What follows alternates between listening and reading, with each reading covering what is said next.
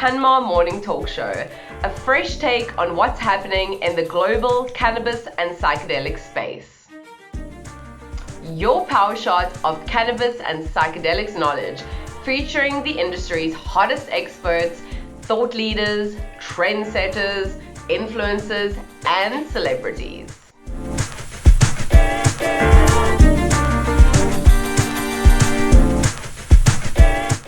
I'm your host, Melissa.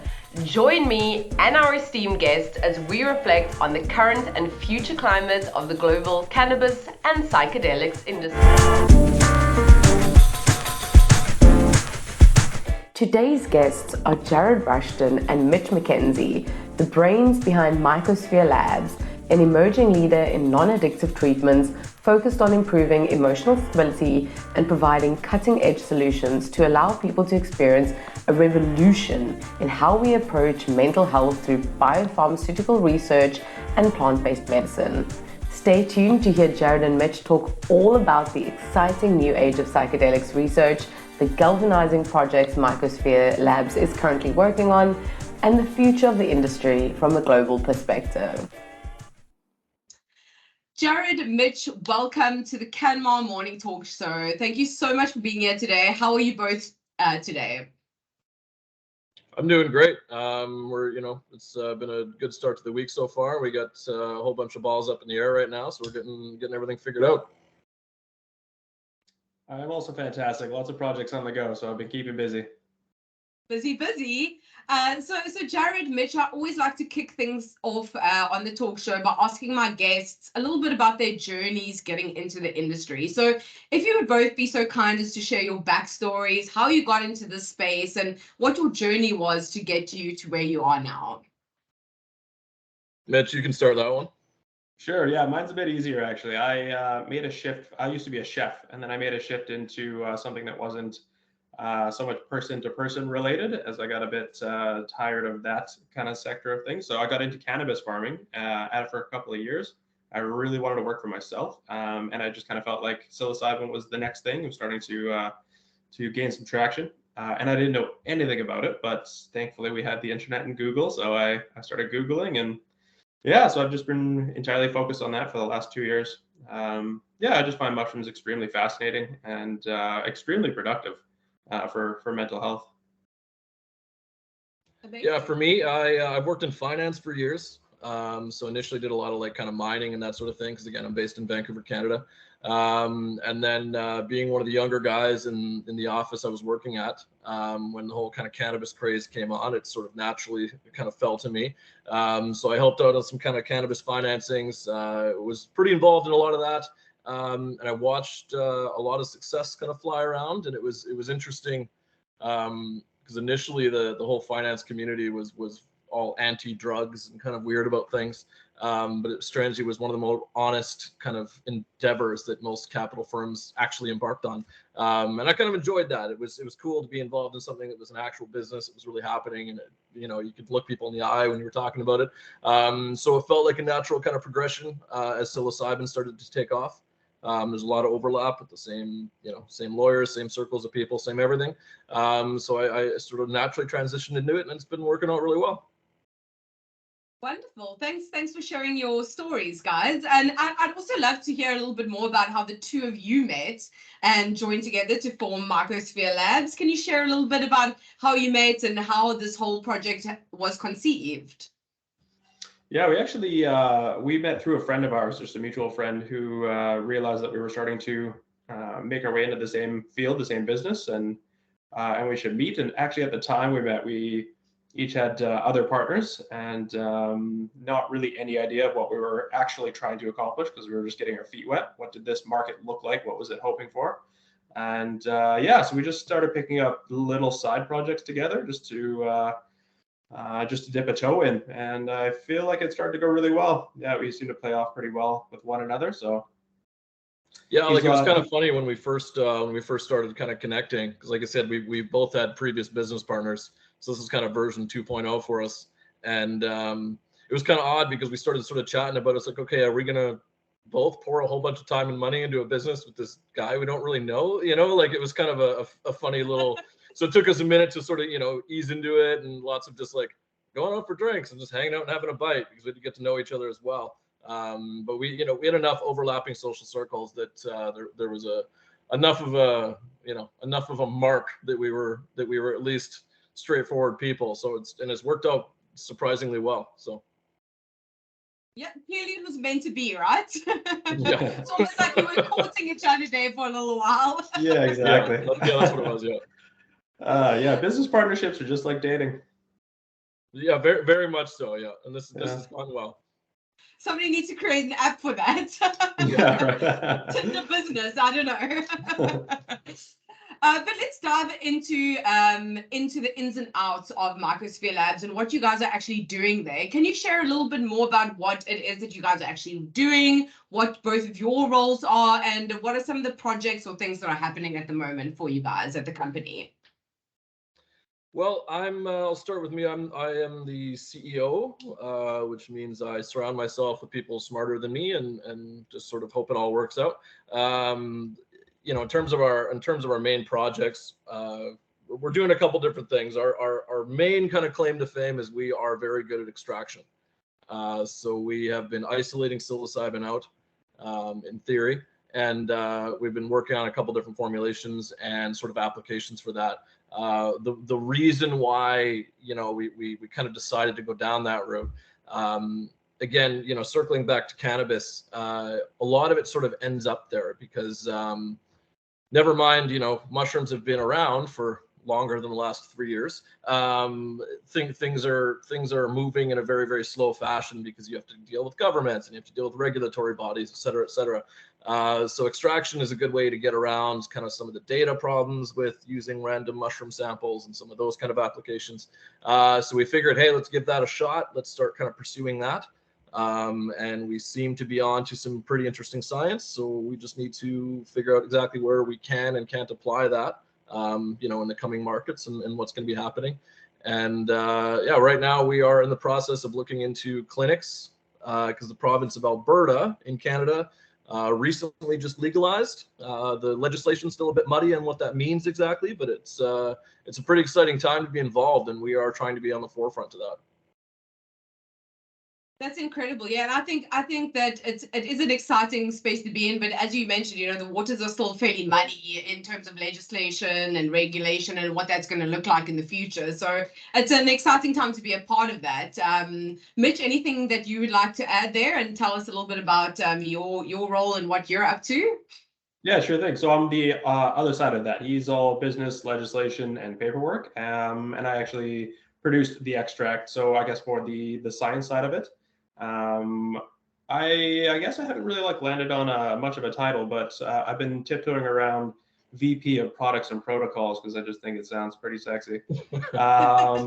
So I produced the extract. It did really well in a line of beverages we did. We did some kombuchas. We did some little shot size. So it was a 2-ounce shot with 1 gram of mushrooms in it. And that's kind of where we started. How do we deliver psilocybin more efficiently, and how do we make sure that it's always consistent? Because that's everybody's big concern is, am I going to get the same thing every single time I take this? And from there, now we're trying to work into other products. I think we're really interested in attacking quitting smoking and substance abuse.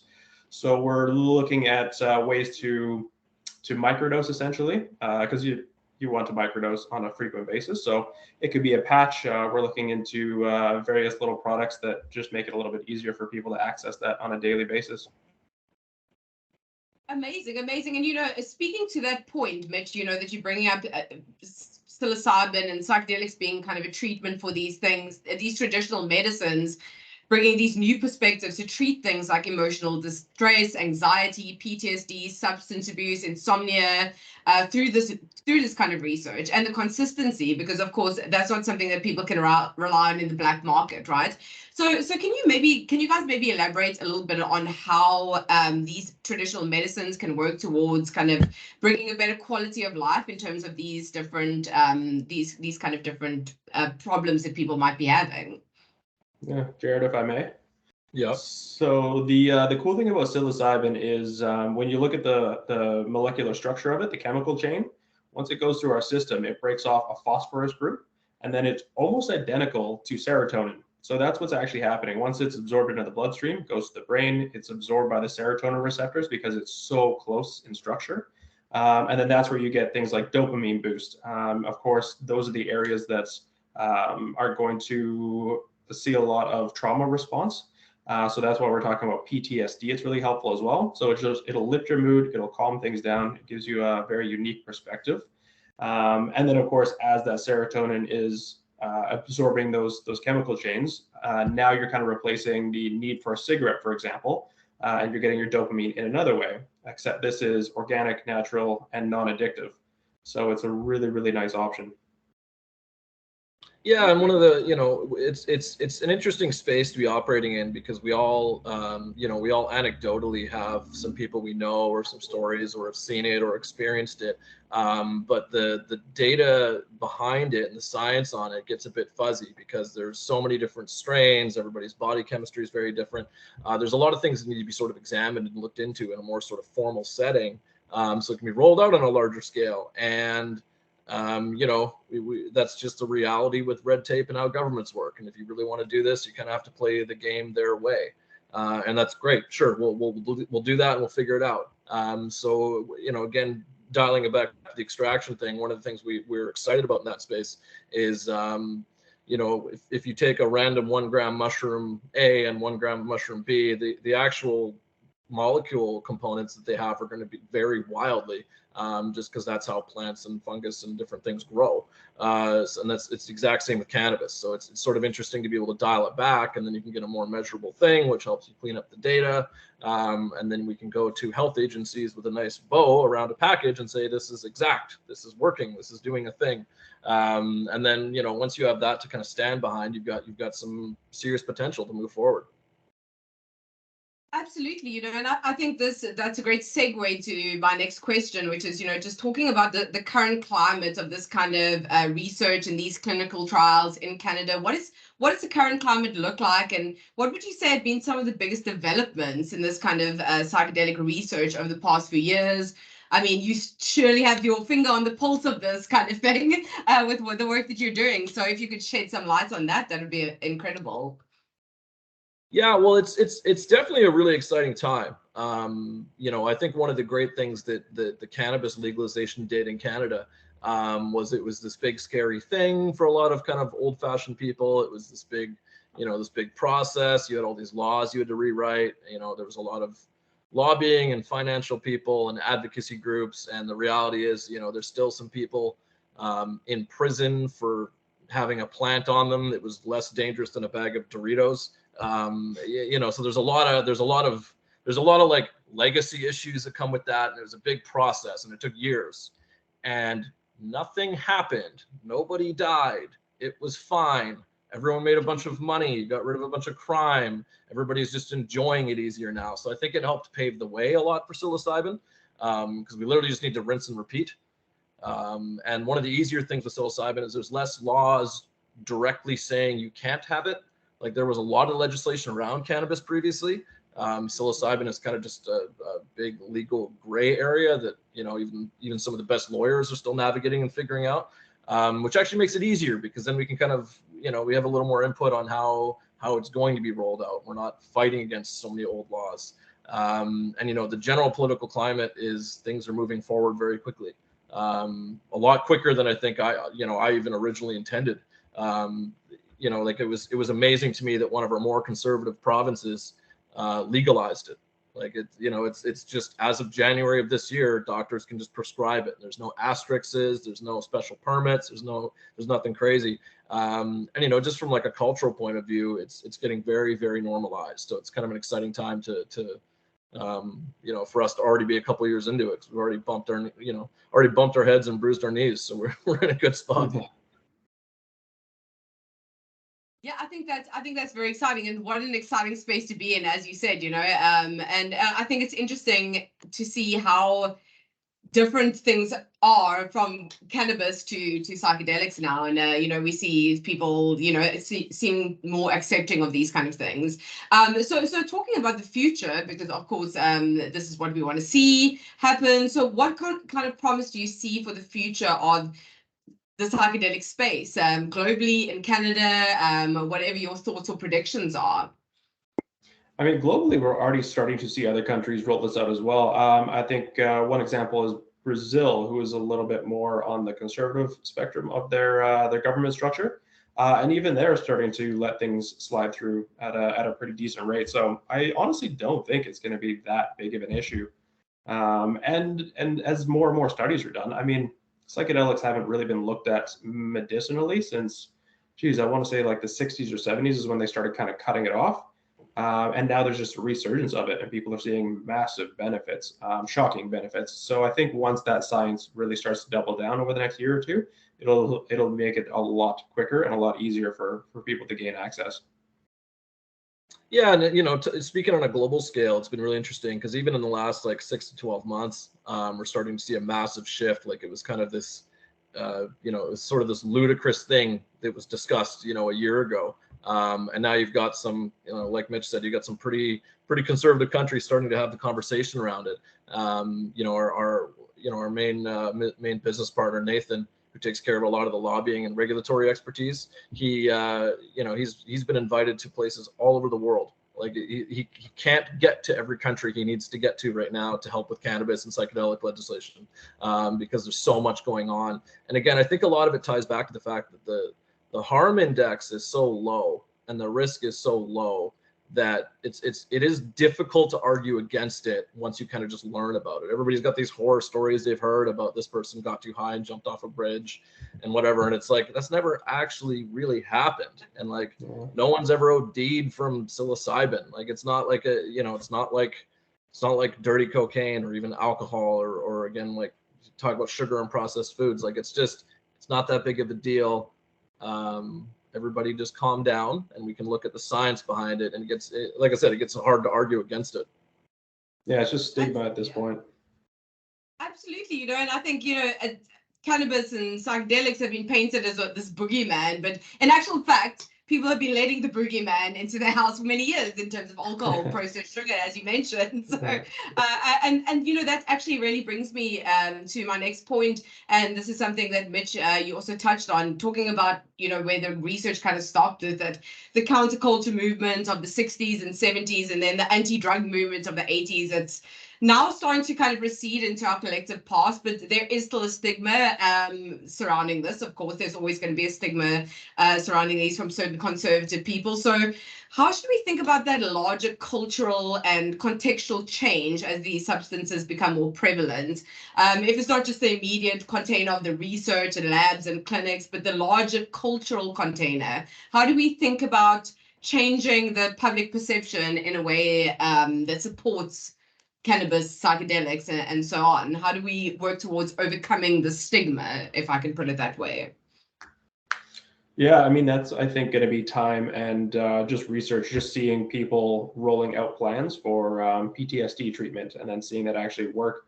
But unlike other drugs that roll out, this is holistic in a sense. And I think we've all kind of been told that holistic medicine is outdated and doesn't work, where in reality, for 10,000 years, people have been using psilocybin or for an array of mental issues. And I'm not saying that every mental illness can be handled with this by any means, but I would say for the larger purpose of most of us that are just feeling a little down, need a little extra focus or sleep, it's a very suitable option. So I think we're going to have to rewire our brains a little bit, thinking that something classified as holistic can't be productive. And I think one of the huge shifts in mushrooms in general is the fact that you know, a lot of old-fashioned kind of views around it are, you know, based around the whole idea of eating an entire bag of it and getting completely high off your, you know, like it's getting absolutely ripped, which is not even close to a large percentage of the experience for a lot of people. Like, there is microdosing and more social dosing. It can act as a wonderful just sort of alternative inebriant. You know, you can have just a small amount at a dinner party or something, instead of, you know, 2 beers or 2 glasses of wine or whatever. And I think as that starts to get more normalized, it'll become less of this big scary thing. Similar to how alcohol, you don't always need to drink an entire bottle of vodka and be throwing up. You can, like, you don't always need to eat, you know, 5 to 10 grams of mushrooms and be completely blitzed. Like, it can be, you know, you can have a lighter experience and sort of explore that side of it. And the other reality is in terms of stigma, once the powers that be start making billions and billions of dollars, it's amazing how quickly things can shift. So that's we're already starting to see that. We saw that with cannabis. You start getting some megacorps and mega celebrities kind of publicly standing behind it. And then, culture can and will shift quickly. Absolutely, and money talks, right? That's for Yeah, sure. That's the reality. That's what we've seen. Do you think that, and we did kind of touch on this already, saying that cannabis legalization has kind of paved the way for psychedelics to have their moment. But do you think that there is a big difference between the stigma behind cannabis and the stigma behind psychedelics? What kind of comparison can be made there, in your opinion?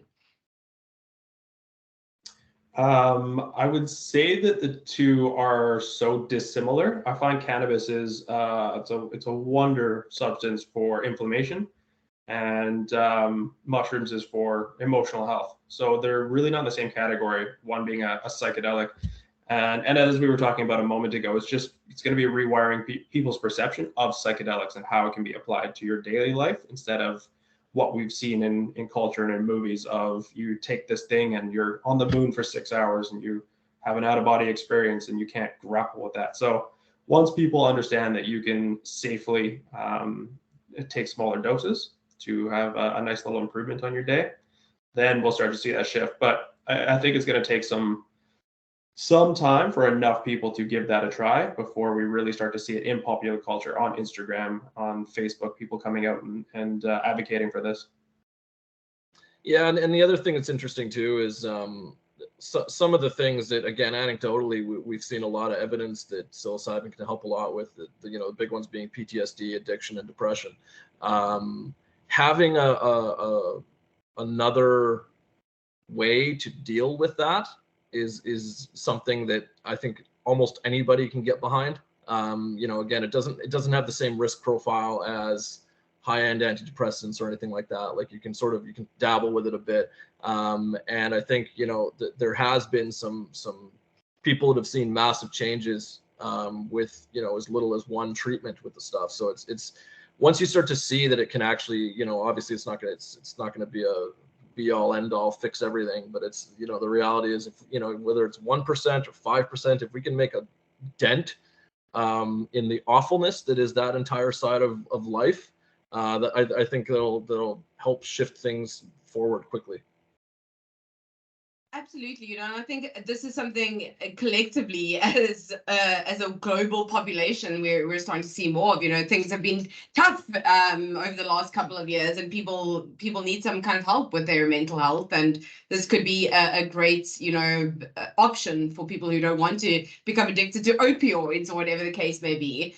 And at the end of the day, what you guys were saying is that it really does come down to education, right? And letting the public know what the benefits are of doing things like microdosing and so on. So what is the best way, in your opinion, to kind of approach this kind of public education about the benefits, the risks, the whole 9 yards about psychedelics moving forward?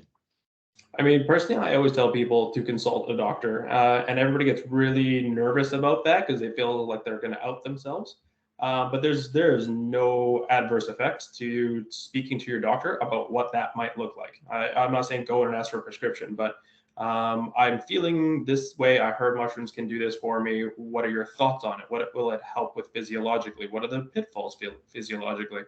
And that's a great place to start, because you have somebody with a medical background that you trust. And then, of course, we have the internet. The world is so connected. So just start Googling.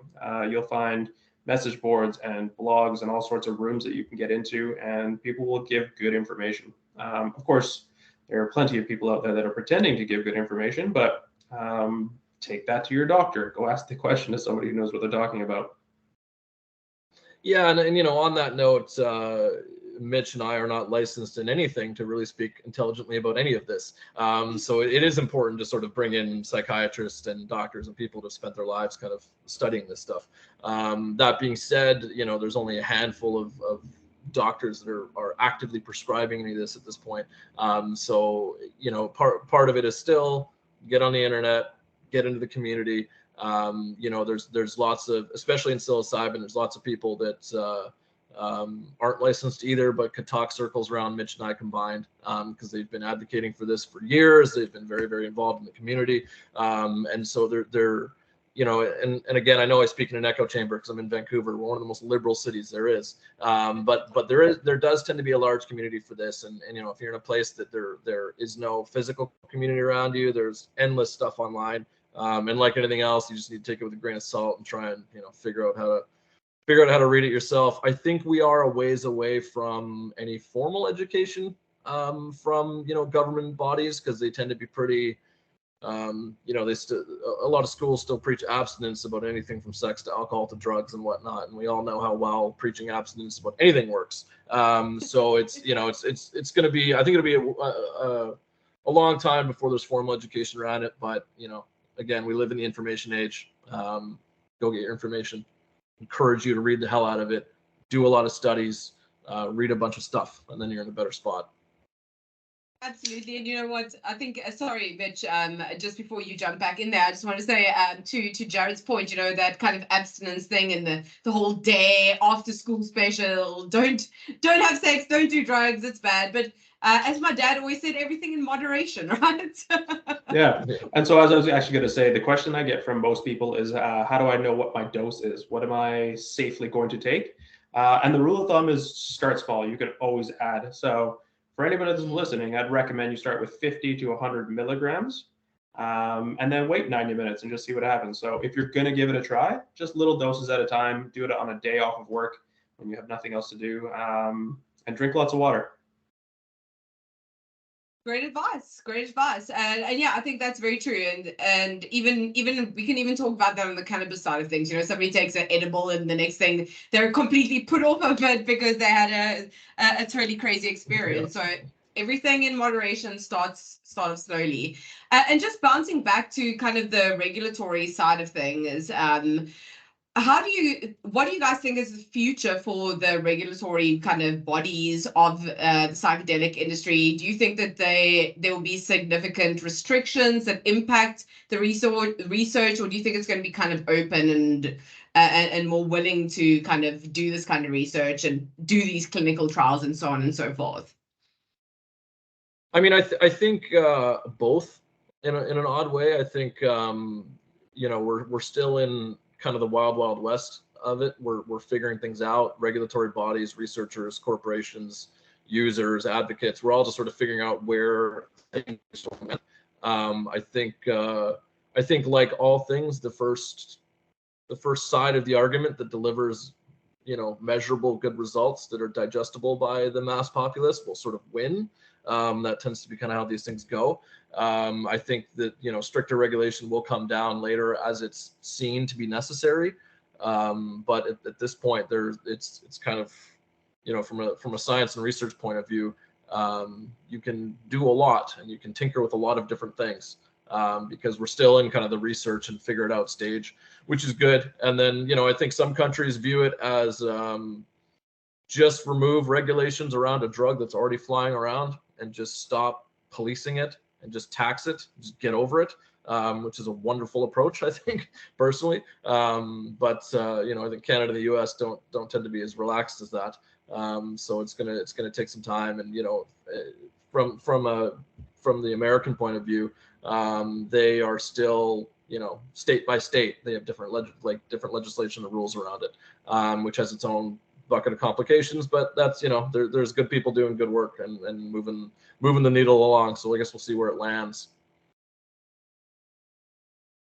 Absolutely, it's a bit of a kind of trial and error situation, right? And yeah, we've seen that with cannabis as well, you know. And I think Canada is really a good example of that. Other countries around the world now are kind of learning lessons from what Canada has done in cannabis. So maybe it'll be the same for psychedelics as well. So talking a little bit about the commercial side of things, we spoke about this earlier on, talking about, money talks. So if there's money in it, people are usually going to be interested. So people are talking about this psychedelic renaissance, specifically from a commercial point of view. And according to one analysis that I read, the market for psychedelics could be worth $7 billion by 2027. So what are your thoughts on the future of psychedelics and biopharmaceuticals from a commercial point of view? What do you think the place in the market is going to be? I think it'll replace a lot of antidepressants. And I mean, you can look at studies for SSRIs where if you take them religiously, they take, I think it's about 3 weeks to become full efficacy. And you go on your merry way, that feels great. But if you quit them cold turkey, your risk of suicide goes up like 300 or 500%. It's just absurd. Adversely, with psilocybin, it starts to work in about 30 minutes instead of 3 weeks. And if you stop cold turkey, you don't have that plunge because you're not pumping your brain full of the same chemical. You're just having a serotonin response to it. So like I said earlier, there's plenty of people out there that will not find psilocybin as beneficial as an SSRI. But I think a lot of people on them will be able to wean off and live a healthier lifestyle around it. But as far as the commercial side of it, I think we're going to have to see a shift into synthetic psilocybin as we saw with synthetic cannabis, which is a bit unfortunate. It does make it easier for consistency and attacks. However, cannabis and psilocybin, the two safest substances on the face of the planet. I think there's maybe 2 recorded deaths when you look at all the data.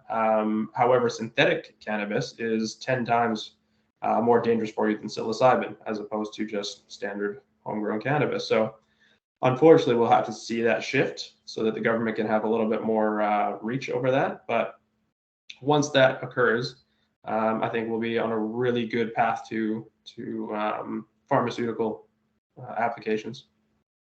Yeah, and it's kind of interesting on that note. It's unfortunate that we've been preaching this whole more natural medicine thing for so long, and now so much of it's shifting towards synthetic. That's why we're trying to hold up our sign and just do extraction. We can still chemically purify everything, and it's still plant-based or fungal-based. It's kind of, that's where we're trying to push things. Whether or not we'll be successful, who knows?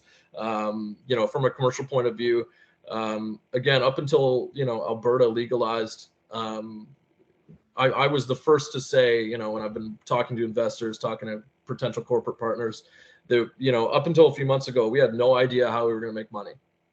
We had zero monetization strategy. That was one of the first things I said to people. I don't know how we're going to actually turn this business profitable. At this point, we're just hemorrhaging. We're startup mode, as they call it, which is, I was watching my own bank account get beat up for longer than I care to admit to, just making everything run properly. But, and then a few months ago, things shifted violently because that whole legalization process happened a lot quicker for Alberta than we thought. We had been laying groundwork there for quite a while because we kind of, had a few whispers that was in the works. But it's fantastic because now suddenly we're able just to open clinics, and we are in the process of doing that because now we can just open clinics and actually, in my type of finance and my line of work, we might actually be a revenue company, which is something that is very, very uncommon to see. So that's pretty exciting that there's actually potential to make money, because the reality is the legacy market, is moving huge weight. There are a lot of people buying mushrooms all over the place. No, they're not buying it from the government yet, but there's massive amounts of it moving around. So the commercial opportunity is very much there. And similar to cannabis, it's some people will always call their guy to come and meet them, but some people like just the convenience of a store. So once we're able to kind of get that more rolled out, I think it'll be a very natural progression, and I think that the commercial applications are larger than people realize. Yeah, absolutely. And I think that, of course, you speak about the legacy market, people want to meet their guy, whatever. But I think also for people who are maybe new to this, trying this out, moving away from opioids or antidepressants or whatever the case may be, they would probably feel maybe a little bit more comfortable buying from kind of a more store or something like that. So it's almost opening up a new audience for this kind of treatment, which I think is really wonderful. Yeah, and there's always, similar to cannabis, there's two massive sides to the market. There's going to be the medicinal side, which is probably all we're going to see for quite a while, because you need to sort of psilocybin also has a lot more medicinal applications. So I think the research and science and time spent there is going to be massive. And then, as we determine that it is in fact safe, and as the data shows us what it's going to, what it will likely show us rather, then the recreational market will open up more. And again, when you compare it to something like alcohol, instead of getting blackout drunk and, when you start to get into your 30s or whatever, your hangovers start becoming 2 days. Instead of dealing with all of that, if you just want to, have some mushrooms, get a little high and have a more relaxed evening, and then you don't have your whole day or two blown out afterwards. The recreational market for inebriants, as they refer to them as, will absolutely explode. It already has, it already is. Mushroom, like I said, people are moving massive weight in the last couple of years. It's grown exponentially. So as you start to kind of normalize it, I think that the recreational market will be massive when it's allowed to happen.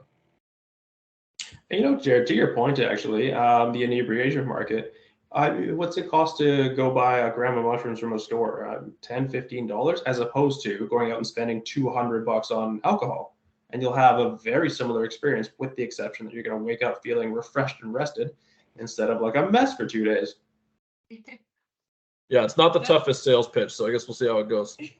Yeah, I mean, I think anyone who's over the age of 30 can relate to that, and just, think about, you're going to have one fun night of drinking, and then for 2 to 3 days, you're going to be completely destroyed. So yes, I think that really speaks to that point a lot. And also just to kind of circle back a little bit to the psychedelics as a medical treatment as well, and a lot of the problems that people speak about with other things like antidepressants or whatever the case, it's a more of like a short-term approach. And then if you go off it, as Mitch mentioned, the kickback is a lot more severe. So do you think that psychedelics have more of a potential for kind of a longevity in terms of treating mental health, PTSD, whatever the case may be, compared with other drugs like antidepressants or whatever the case may be? I think it'll depend on the mental illness. For example, bipolar disorder should not be treated with psilocybin. That is off the table. So an SSRI is definitely the way to go. But for your average Joe who, just has trauma or PTSD or something like that, an SSRI is a pretty hectic experience. So to have a more modest and calm option instead of having a traditional pharmaceutical, I think it's going to see, I would say, tens, if not 100 million people around the world are going to be able to make a shift. I mean, one in 15 adults experience some form of depression throughout their lifetime. Or it might even be more people than that. The point being that most of those people don't need such a heavy antidepressant. Yeah, and on that note, it's again, I want to preface this by saying Mitch and I are not licensed to speak about any of this at all. True. But there are a lot of varying forms of depression, and there's severe clinical types that absolutely do need SSRIs, and I think they have their place. But I think there's also people that just, like, again, like you were saying earlier, over the last couple of years, things just sucked. Things sucked a lot. And it may not be necessarily like you've got a chemical imbalance in your brain. It's just something sucks, or you're going through a life change or whatever. And it may not be quote unquote severe enough to want to get onto some SSRIs and have to be extremely supervised by medical professionals. But you just need a little boost. So I think there's a massive market there.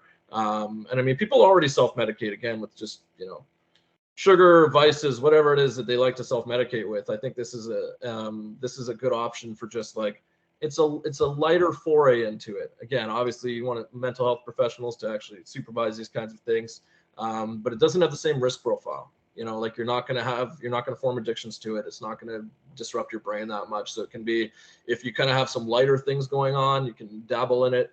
Again, there is a lot of research showing some severe things as well, but again, that does require more medical supervision. I think it's good that we're going to get more experts able to speak to this loudly and with conviction over the next couple of years. Because again, don't ever listen to people like Mitch and I. Get the experts involved, and that aren't that don't have financial incentives to get the stuff moving out, right? So we are the worst people in the world. Talk to people that are professionals. We're excited to help get them involved because they have much louder voices than we have.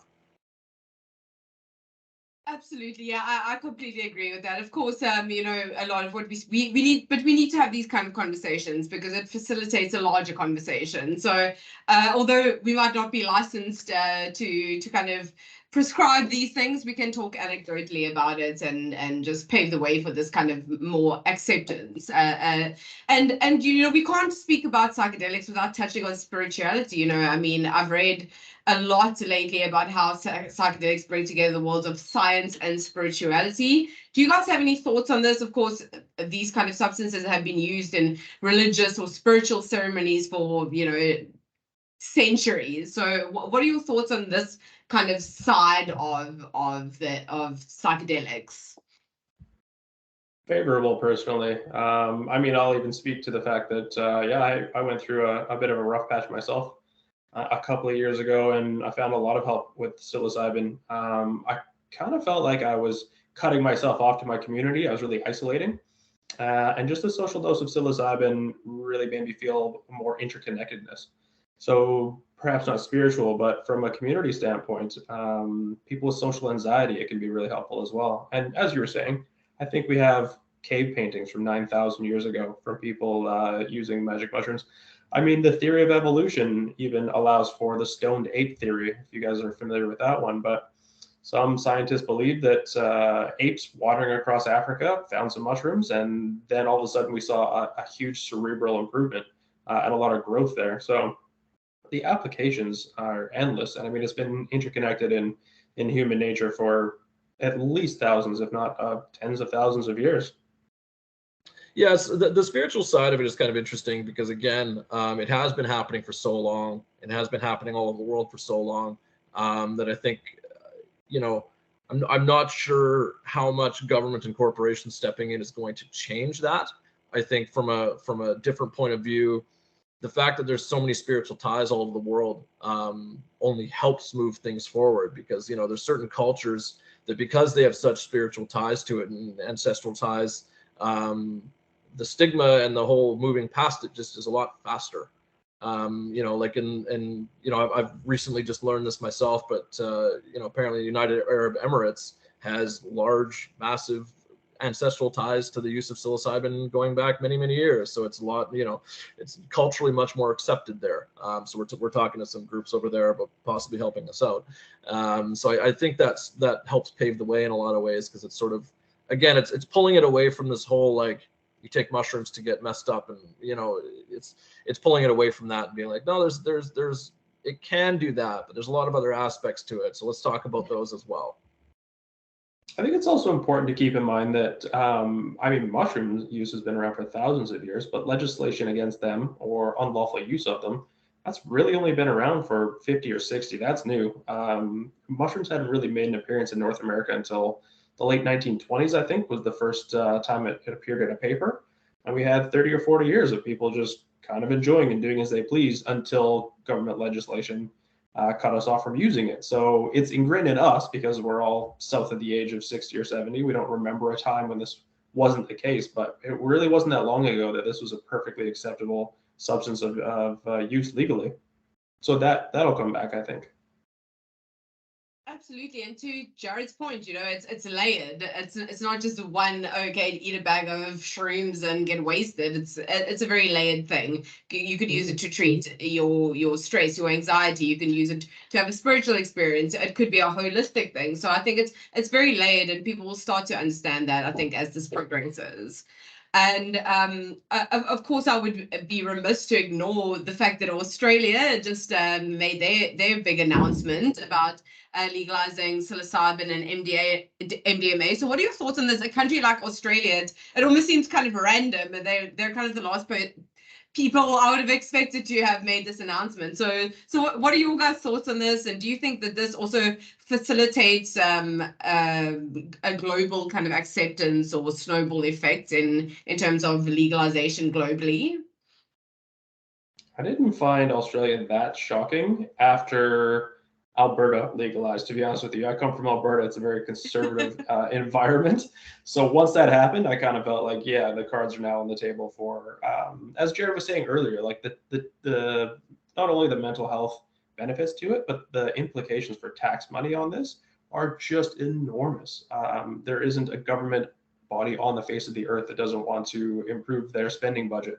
And this is another great way to do that. We saw that with cannabis legalization. People were extremely concerned. Being here for it, there was my friend group and family group that was for it, and then there was the bunch that were just terrified of this happening. The wheels are going to fall off. And all that really happened was we made a bunch of money to put back into social programs. Nothing else changed. Yeah, and that's the reality of it. I think I think Australia made an interesting move there. I think it's funny that some more conservative government types are sort of paving the way on this, and that sort of reinforces my views that sometimes money talks, and that's just the reality of it. And again, when you go back to sort of the cannabis legalization, I know when Colorado, one of the American states, legalized it many years ago, they really helped pave the way for a lot of things because they fixed their education deficit in 90 days. Their first quarter of taxing cannabis.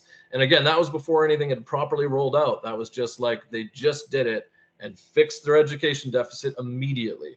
And it's not like this money is already not churning around.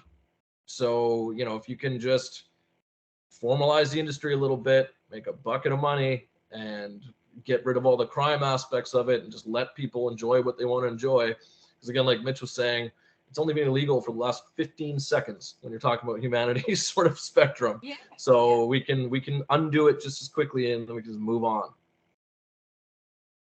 Yeah, absolutely. I think it is very interesting that we're seeing more conservative governments kind of jumping on the bandwagon. Maybe South Africa will be the next one. I think to a certain extent our government is also still very conservative, but we need the money in our economy. So, I'm attending an event later this month in South Africa, the Cannabis Expo, but they actually have a whole psychedelics kind of section of the expo now, which is very interesting to me. Can't wait to see what happens there.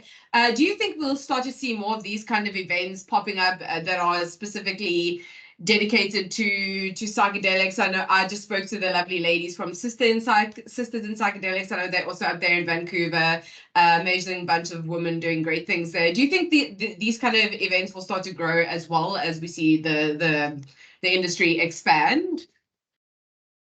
I think absolutely. A couple of years ago when I started delving into this, I didn't really know where to start from a professional and investment point of view. So I just started going to cannabis conferences. I'd already been to a bunch of them previously in, another professional life. So I just started going to them and talking about psilocybin. It worked out really, really well because when it's, as the cannabis markets have been shifting and contracting, there are a lot of people excited for whatever the quote unquote next thing is. So it, by default, I ended up being the most interesting person in the room a lot, which opened a lot of doors for me and is been massively intricate to how successful we've been up to this point. And now we are starting to see the first psychedelic only conferences, which is fascinating. I know there was one in Miami, I think recently. There's another one in Calgary coming up in a few months. And then, like you were saying, the Sisters of Psychedelics, the lady Dana is running all kinds of crazy stuff going on. They have something in Vancouver in July, I believe. And yeah, you're just starting to see more and more of that. And I know that her event coming up in July, I think is 4 times larger than it was last year. So it's not just small movements or small things going on. It's like it stopped being a grassroots movement. We're going to start to see these conferences happening. And again, as it starts to be more profitable and there starts to be more and more eyes on it, naturally it will just kind of happen. And I think that's really cool.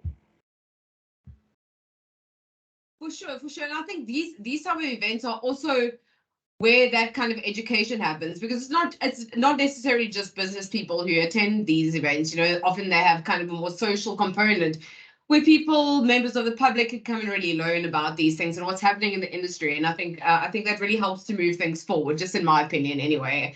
And just, guys, as we're starting to wrap up here today, any things that you would say would be some challenges that you see for the future of the psychedelics industry in general? Maybe some things that you hope to see happen, any kind of timelines that you may see, any predictions that you might have really for the future of the industry moving forward? I mean, my prediction is it's all going to go perfect and be amazing and wonderful. That's my official corporate prediction. But I think in terms of challenges, like we were saying earlier, as you know, and when we talk about the government, it's always, you always have to kind of differentiate a little bit, because the government is just a collection of a bunch of different agencies and different people. And some people are fantastic, some people are awful, just like every other walk of life. But as some people, some of the powers that be are starting to move towards synthetic only, so they can have more control over the industry and raise the barriers to entry. That's going to be definitely one of the challenges out there, because where we are, our province, you can literally go walking out in the woods sometimes and find magic mushrooms. And again, people have been doing it for zillions of years. We don't necessarily need governments and corporations to be running it. They just need to get out of the way, and the industry will just kind of happen. And I'm concerned that there won't be enough of that. And so that's kind of where we need to kind of advocacy, lobbying, everything that needs to kind of go into that needs to happen. And then, in terms of timelines, who knows? Everything is moving a lot faster than I thought. So I've had to eat my words a few times already. I don't want to be necessarily put in that position again. Place our bets. Yeah, again, things are moving very, very quickly. The fact that Alberta just legalized, we got other provinces looking at it. I wouldn't be surprised if in the next 90 days someone new announces it. And I didn't even know that Australia thing was coming, and I have one of my biggest capital partners is in Australia. And it still didn't get to my ears before I saw it on Instagram. Crazy. And I'm just like, this is insane that we're moving things that quickly along. So the market's already there. It's just a question of how big it will get and when. Mitch, anything to add there? Any predictions that you have? Yeah, I'm going to do the same as Jared, not predict anything, because when we first started this, I really felt like psilocybin would be a bit slower than the cannabis rollout because of the nature of it being a psychedelic. And then after I thought 7 or 8 years away, 9 months later, Alberta legalized. So I clearly have no idea what I'm talking about when it comes to timelines.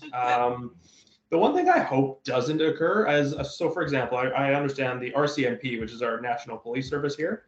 They don't have any open cases, as far as anyone knows, to bust magic mushroom growing operations or things like that. They will shut you down if they come across you. It's a due diligence thing, when that makes perfect sense. It's not legal to do this. So I hope that doesn't shift. I hope that they don't all of a sudden have an agenda to attack this any more than it's currently happening. So that's one thing. I think that will just cause a lot more tension in the rollout of legalization for it. And to be honest with you, I think it's kind of a waste of police man hours and money just to tackle another plant that they've spent so many years doing with cannabis anyway. So that's kind of the one thing I'm hoping does not occur. Absolutely. I was just about to say, I'm surely they have bigger problems to deal with than right. that. And the reality is, I think from a government perspective, as they're in the process of legalizing something and moving forward with it, it kind of just doesn't look good if at the same time they're busting people over it and causing big problems and whatever else. So it's just, I think that we're in a good position in that regard, as it's already becoming quite public. And again, the Canadian justice system is a little more relaxed than some parts of the world anyway. So we kind of just, can stroll around. Many, many years before cannabis was legal, everybody would just smoke cannabis on the street, no problem. it's never been a thing. I didn't even really notice much of a difference when it was now legal. It was sort of, it was a very gradual process. There were dispensaries open for years before it was legalized. So that's the kind of political climate in Canada, at least. And we're hoping to continue to ride that. Yeah, and I've heard a lot of Canadians say the same thing, and I think it is very different in other parts of the world. So it's interesting to see how these things progress, and I'm very keen to see what happens next, because we've had some surprises already. So who knows what's going to happen, right?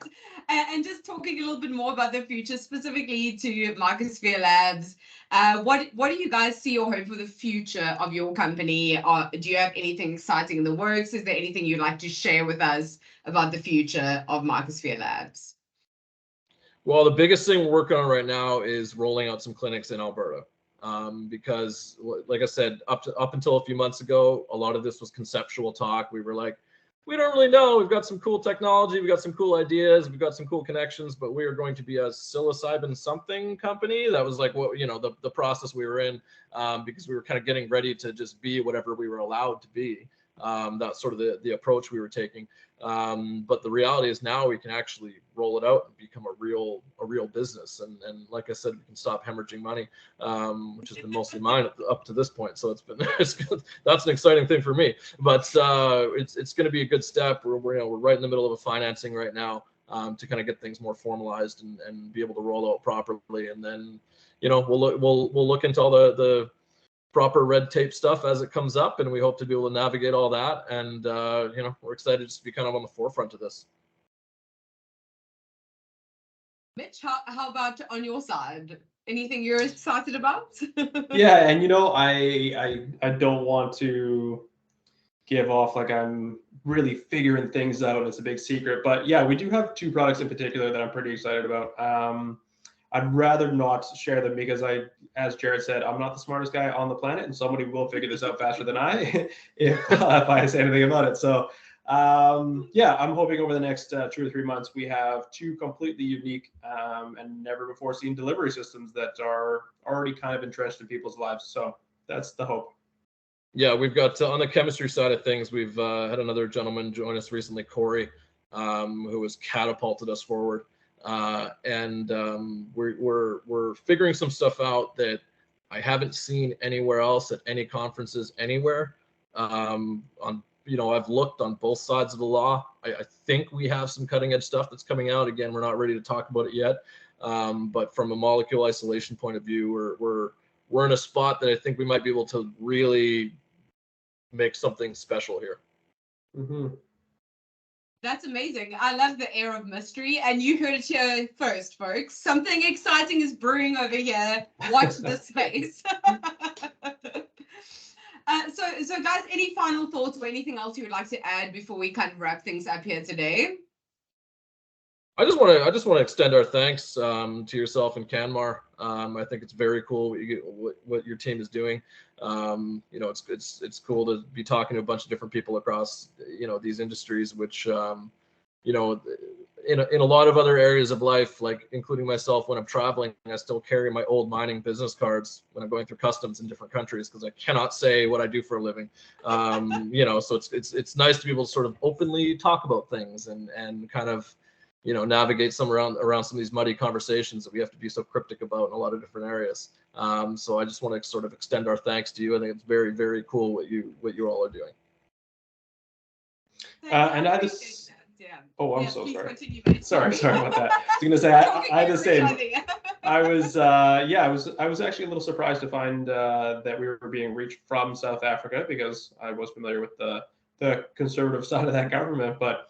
Looking into you guys and yourself, especially Melissa, just chatting with you over the last week or so, I feel like you guys have a really good concept of what you're trying to share, good information to help people educate themselves. So I really appreciate you taking the time and letting us take the time. Amazing. And I just want to thank you guys for being here. As Jared mentioned, it's really great to have these conversations openly, and that's what I really love about doing this talk show, because I get to speak to people from all over the world, hear what is happening in different parts, and it opens your mind, and that's where the education comes from. So I hope that people continue to listen to the podcast and learn a little bit. It's that why not, right? So guys, I just want to say thank you again so much for being here, and that's a wrap. Thanks for watching or listening to the CanMar Morning Talk Show. Join us next time for your weekly dose of cannabis and psychedelics updates from the industry's experts. But wait, before you go, Did you know that CanMar is leading global change within the cannabis and psychedelics industry? We are building customizable ecosystems, providing solutions to recruitment, offering regulatory and compliance services, and community hub for the global network. Some might say we are the future. If you haven't already, download the CanMar Hub app or check out our website at canmar.io to see what we're getting up to. And if you haven't subscribed yet, please hit that subscribe button below to hear more juicy insights from the movers and shakers of the cannabis and psychedelics industry.